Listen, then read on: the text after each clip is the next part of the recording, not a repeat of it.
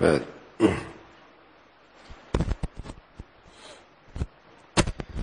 پیارے رسول صلی اللہ علیہ وسلم نے ایک فصیح، بلیغ، درد اور رقت امیز، مؤثر واعظ میں فرمایا: اے لوگو، میں تم میں ہمیشہ نہیں رہوں گا، فرائض کو سیکھ لو اور یکے بعد دیگرے لوگوں کو سکھاؤ۔ اللہ کے نبی صلی اللہ علیہ وسلم نے ایک موقع پہ بڑا ہی فصیح، بلیغ، رقت امیز اور بہت ہی مؤثر واعظ فرمایا، اور اس نے فرمایا: لوگو، میں تم میں ہمیشہ نہیں رہوں گا، فرائض کو سیکھ لو۔ فرائض سے مراد میراث کے مسائل کو سیکھ لو، میراث کے مسائل کو سیکھ لو اور لوگوں کو سکھاؤ۔ وہ بہت قریب ہے کہ وحی کا دروازہ بند ہو جائے گا، یعنی آپ کی وفات پر وحی کا سلسلہ ختم ہو جائے گا، پھر علم کے معدوم ہونے کا وہ زمانہ بھی آئے گا کہ دو آدمی ایک ضروری مسئلے میں جھگڑتے ہوں گے، لیکن کوئی شریعت کے مطابق فیصلہ کرنے والا نہ ملے گا۔ اللہ کے نبی صلی اللہ علیہ وسلم سے بڑھ کر دور اندیش آنے والے حالات سے باخبر کون ہو سکتا ہے؟ اگر دائیں بائیں اگر دیکھا جائے تو بہت سارے جھگڑوں کی بنیاد یہی ہے، زن ہے، زر ہے، زمین ہے۔ کسی فتنے اور جھگڑے کے پیچھے کہیں عورت کی کمزوری ہے، کہیں دولت کا مسئلہ ہے، کہیں زمین کا جھگڑا ہے۔ زن ہے، زر ہے، زمین ہے۔ چاہے وہ بھائیوں کے درمیان میں ہو، چاہے وہ بہن بھائی کے درمیان میں ہو، چاہے وہ خاندان میں ہو، نظر آئے گا زر ہے، زن ہے، زمین ہے۔ کوئی یہ بنیاد ہے جس نے یہ نفرتوں کا بیج بویا ہے، آپس کے خونی رشتوں کو بھی دور کر دیا ہے۔ اور پھر بنیاد کیا ہوتی ہے؟ بس اوقات ایسے شخص سے مسئلہ حل کرایا جاتا ہے جو خود شریعت سے بے خبر ہوتا ہے، جو خود شریعت سے بے خبر ہوتا ہے۔ اور جب اس جہالت پہ عمارت کھڑی ہوتی ہے، کچھ عرصے کے بعد جب پتہ چلتا ہے تو سال گزرے ہوتے، کون کتنا کسی کا حق کھا چکا ہے، اب اتنا معاملہ الجھ چکا ہے کہ نکلیں کیسے، مسئلے کا حل کیسے۔ تقسیم در تقسیم غلط ہو چلی ہے، ایک دوسرے کا حق پامال سال سے ہو چکا ہے، اب تو دوسری نسل آ چکی ہے، لیکن جھگڑے کی بنیاد وہی ہے، شریعت سے جہالت ہے، غلط فیصلہ ہے، غلط تقسیم ہے۔ اللہ کے نبی صلی اللہ علیہ وسلم نے فرمایا کہ پھر علم معدوم ہونے کا وہ زمانہ بھی آئے گا کہ دو آدمی ایک ضروری مسئلے میں جھگڑتے ہوں گے، لیکن کوئی شریعت کے مطابق فیصلہ کرنے والا نہ ہوگا۔ حضرت عمر رضی اللہ تعالیٰ نے فرمایا: اے لوگو، فرائض کو ایسی توجہ اور محنت سے سیکھو جس طرح قرآن پاک کو سیکھتے ہو۔ یعنی یہ میراث کے مسائل اتنے ضروری ہیں اس لیے کہ اس کا مخلوق کا حق سے تعلق ہے، مخلوق کا حق ہے، اس میں مخلوق کا حق ہے۔ خالق اور مالک، کریم داتا، اس ذات میں کوئی حق تلفی ہو جائے تو معافی سے وہ معاف فرما دیتے ہیں، لیکن اگر مخلوق کا حق ضائع ہوا، مخلوق کا حق ضائع ہوا اور اس کا مال اور اس کی زمین جہالت سے اس نے اپنے ہاں رکھی ہے تو یہ تو مخلوق کا حق ہے۔ حضرت عمر رضی اللہ تعالیٰ فرمائے: لوگوں، فرائض کو ایسی توجہ اور محنت سے سیکھو جس طرح قرآن پاک کو سیکھتے ہو۔ بہت کم لوگ ہیں جو وراثت کے متعلق فکر مند ہوتے ہیں اور فوراً وراثت کی تقسیم کا اہتمام کرتے ہیں، اور وہ بھی شریعت کے مطابق اس کی فکر کرتے ہیں۔ بہت کم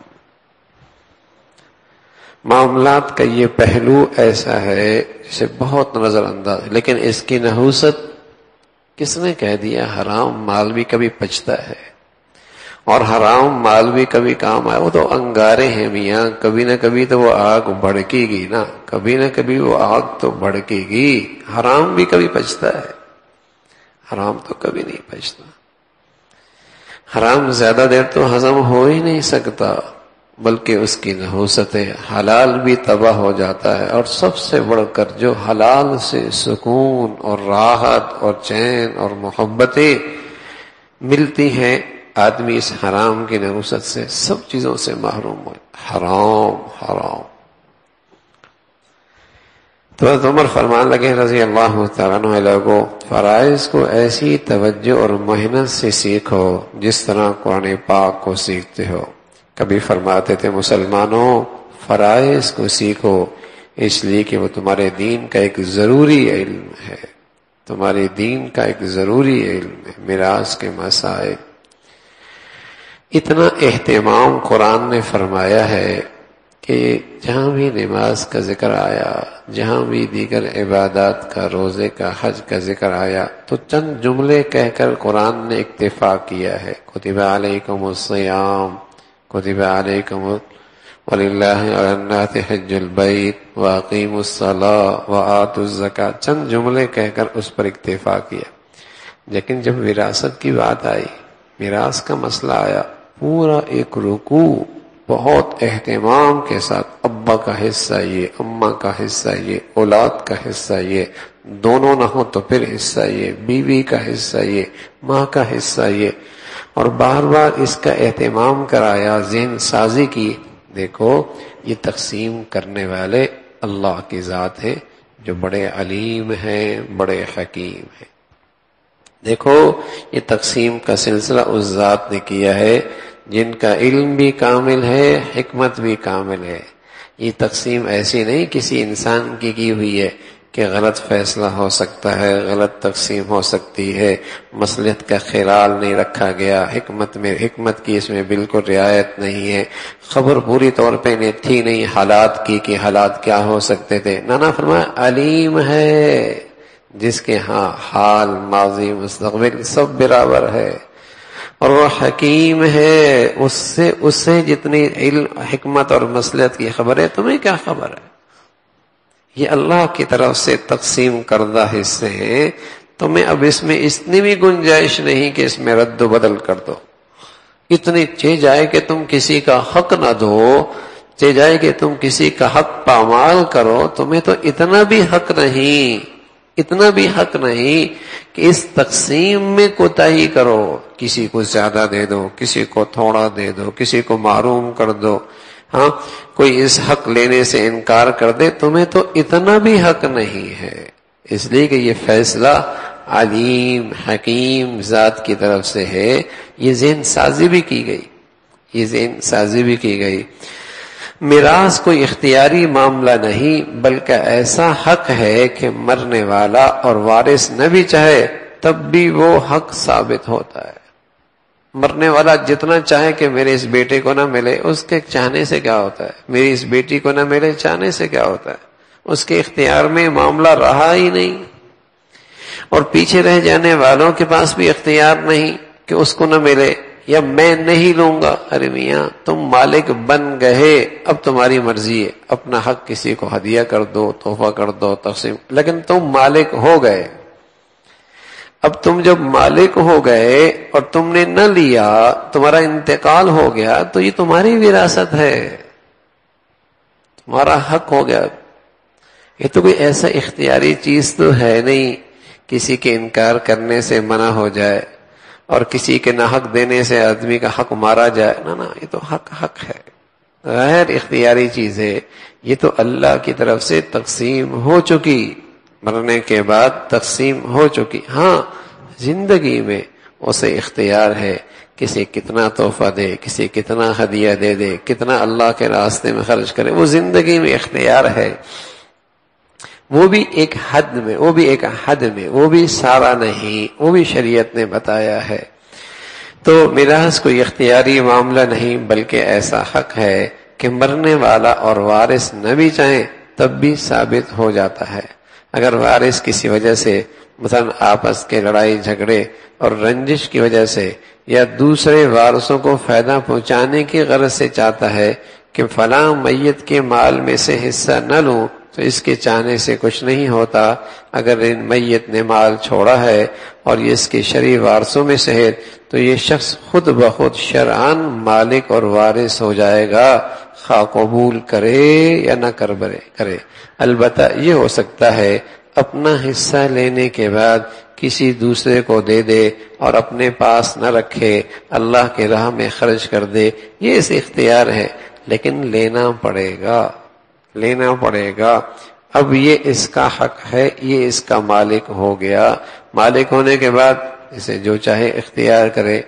اسی طرح اگر مورث چاہے جو مرنے والا ہو کہ فلاں وارث میرے مال میں حصہ دار نہ بنے، تو اس کی خواہش سے کچھ نہیں ہو سکتا۔ اس کے مرنے کے بعد وہ شخص جو شرعاً وارث ہے خود بخود مالک بن جائے گا۔ میں نے اپنے اس بیٹے کو آگ کر دیا، ارے میاں آگ کرنے سے تھوڑی آگ ہوتا ہے، جب بیٹا ہے تو بیٹا ہے، آگ کرنے سے نہیں ہوتا۔ ہاں اسے نیک بناؤ، فرما بردار بناؤ، اس کی تعلیم و تربیت کی فکر کرو۔ ہاں زندگی میں اپنے تہائی مال یا مرنے کے بعد اپنے تہائی مال کسی کے لیے وصیت کر سکتے ہو، وہ ہے، لیکن اس کو بالکل تو محروم نہیں کر سکتے۔ اس کا حصہ اس کو ضرور دیا جائے گا۔ اگر بالفرض اس مورث نے عاق نامہ بھی تحریم کر دیا کہ میرے اپنے فلاں وارث سے بیٹا ہو یا بیٹی یا کسی قسم کا وارث ہو فلاں وجہ سے ناراض ہوں، وہ میرے مال اور ترکے سے محروم رکھا جائے، تو وارث حق عاق نامہ کی وجہ سے شرعاً محروم نہ ہوگا اور مقررہ حصہ اس کو ضرور ملے گا۔ ایسا ہی اگر اپنے ترکے کے بارے میں شرعی قاعدے کے خلاف زبانی یا تحریری فیصلہ کر دیا کہ میری فلاں مرنے کے بعد اس طرح تقسیم ہو جو شرعی تقسیم سے غلط ہے اور اس میں شریعت کا خیال نہیں رکھا گیا، تو یہ وصیت بھی کسی کام کے نہیں، یہ تقسیم بھی کسی کام کے نہیں۔ اس لیے رسول اللہ صلی اللہ علیہ وسلم نے ارشاد فرمایا، جو شخص اپنے وارث کو میراث سے محروم کرے گا اللہ تعالیٰ اس کو جنت سے محروم فرما دیں گے۔ حق نہیں ہے اسے، جسے شریعت نے بتایا ہے وہ تو ٹھیک ہے، لیکن یہ غلط فیصلہ صحیح نہیں۔ اس کا مال رہا ہی نہیں مرنے کے بعد، اسے کیا حق ہے کہ محروم کر دئیے؟ اسے کیا حق؟ ہاں زندگی میں کتنے افسوس کی بات ہوتی ہے، بس اوقات ساری زندگی مال کمایا اور بس اوقات حلال حرام کی تمیز کیے بغیر کمایا اور پھر اس کے بعد چھوڑا تو وہ بھی اپنے لیے جہنم کے ایندھن بنا کے چھوڑا۔ کتنا گھاٹے کا سودا، کتنے گھاٹے کا سودا۔ مرنا تو ہے نا بھائی، مرنا تو ہے نا، کون ساتھ لے کے چلتا ہے؟ 40 سال رہ گئی تو 20 سال رہ گئی، 20-25 سال رہ گئی، 50 سال ہو گئی تو 15 سال رہ گئی، ہاں 60 سال آ گئی تو آگے تو بونس کا سلسلہ ہے، رہا کیا ہے؟ ہاں سب یہیں کا یہی رہ جانا ہے۔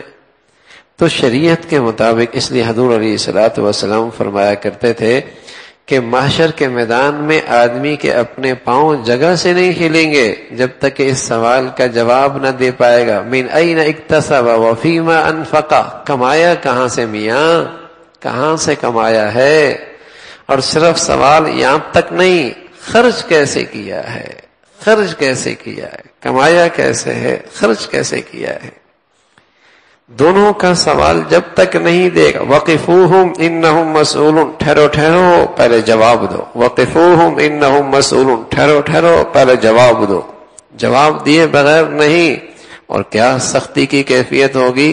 حدیث میں رسول اللہ صلی اللہ علیہ وسلم نے منظرنامہ ذکر فرمایا ہے، سورج اتنے قریب ہوگا کہ یہ شخص پسینے سے ایسا شرابور ہوگا کہ بعض لوگ پنڈلیوں تک، بعض گھٹنوں تک، بعض جسے کہیں کہ ناف تک، بعض گردن تک، اور بعض ایسے بھی ہوں گے بال کے چوٹی تک پسینے میں ڈوبے ہوئے ہوں گے۔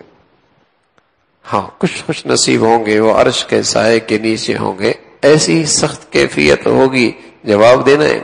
اور کوئی ایسا تبصرہ بھی نہیں، خبر بھی نہیں کہ پتہ نہیں ہوگا یا نہیں ہوگا۔ قرآن کا کہا ہے، اللہ کا بتایا ہے، قرآن کا کہا ہے، اللہ کا بتایا ہے، یہ تو ہو کے رہنا ہے۔